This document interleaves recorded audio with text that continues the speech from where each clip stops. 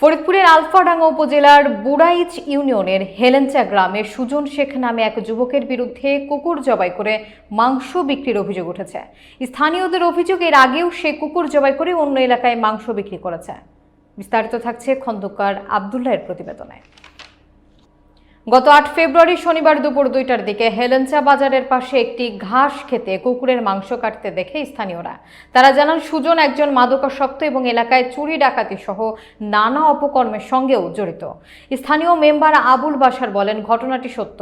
আমি মাঠে গেলে মাংস কাটার শব্দ শুনতে পাই। দূর থেকে দেখি সুজন ধারালো ছুরি দিয়ে মাংস কাটছে। আমি হাফিজুর গাজীকে ফোন দেই, কিন্তু এর আগেই সে পালিয়ে যায়। পরে সেখানে গিয়ে কুকুরের মাথা, পা ও মাংস দেখতে পাই। এ ঘটনায় এলাকাবাসীর মধ্যে ক্ষোভ ও আতঙ্ক বিরাজ করছে। অভিযুক্ত সুজন শেখের বিষয়ে প্রশাসনকে অবহিত করা হয়েছে বলে জানিয়েছেন স্থানীয়রা। তো শনিবারে ও ঘাসের বইতে কুকুর জব করছে, বাসা মেম্বারের দাবরে এলাকায় ছাড়া হয়েছে। ঠিক আছে, আমার ঘরেতে ফোন চুরি করে নিয়ে গেছে নেশা খাওয়ার জন্য।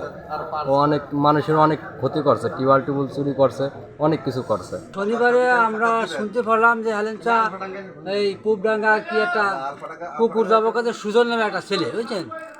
এখন দেখছিল হাফিজুর গাজী, আরও অনেকে দেখছে। এই নিয়ে একটা দেশ আমাকে এলাকায় একটা সমালোচনা হয়েছে।